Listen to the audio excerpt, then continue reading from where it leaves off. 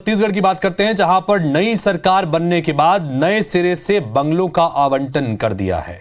सभी मंत्रियों के साथ पूर्व मुख्यमंत्री और नेता प्रतिपक्ष को भी बंगले आवंटित कर दिए गए। लेकिन इसी के साथ बंगलों के आवंटन को लेकर सियासत भी शुरू हो गई है। क्यों हो रही है बंगलों पर सियासत, देखिए इस रिपोर्ट में। सत्ता के साथ ही सरकारी बंगलों की चाह किसे नहीं होती, लेकिन कई बार चाह अधूरी ही रह जाती है। छत्तीसगढ़ में नई सरकार बनने के बाद नए सिरे से बंगलों का आवंटन तो कर दिया गया, लेकिन कई दिग्गजों की चाह अधूरी ही रह गई। पूर्व मुख्यमंत्री और विधानसभा अध्यक्ष डॉक्टर रमन सिंह ने मुख्यमंत्री के नवा रायपुर शिफ्ट होने की स्थिति में मुख्यमंत्री निवास में रहने की इच्छा जताई थी। इसी तरह पूर्व मुख्यमंत्री भूपेश बघेल ने शंकर नगर का वो बंगला चाहा था जिसमें पिछली सरकार के मंत्री जयसिंह अग्रवाल रहा करते थे।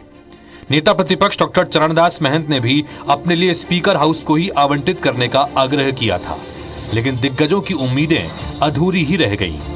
उप मुख्यमंत्री अरुण साव और विजय शर्मा को जहां टीएस सिंहदेव और ताम्रध्वज साहू का बंगला आवंटित हुआ, तो वहीं जयसिंह अग्रवाल वाला बंगला ओपी चौधरी को मिला है, जबकि शिव डहरिया वाला बंगला श्याम बिहारी जायसवाल को आवंटित किया गया है।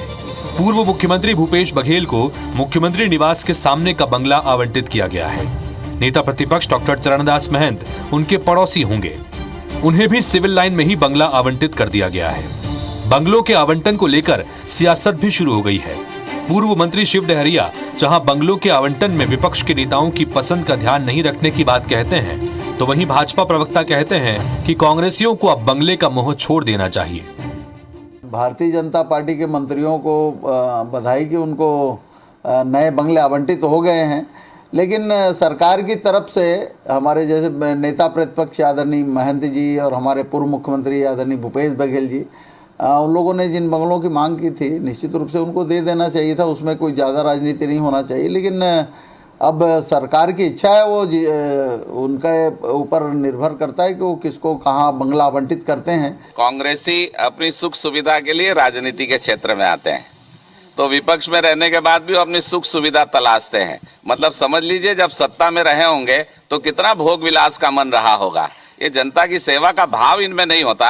अरे वो ढूंढे हैं कि जनता की सेवा कैसे कर सकते हैं, कहाँ कर सकते हैं। बंगला ढूंढने में क्या मिलेगा, वो तो आराम करें, घर में रहें और पूरा सुख का उपयोग करें। सरकारी बंगलों के साथ रसूख तो जुड़ा ही है, इसके साथ ही कई मिथक भी जुड़े हुए हैं। यही वजह है कि समय समय पर इसे लेकर सियासी वार पलटवार भी होते रहते हैं।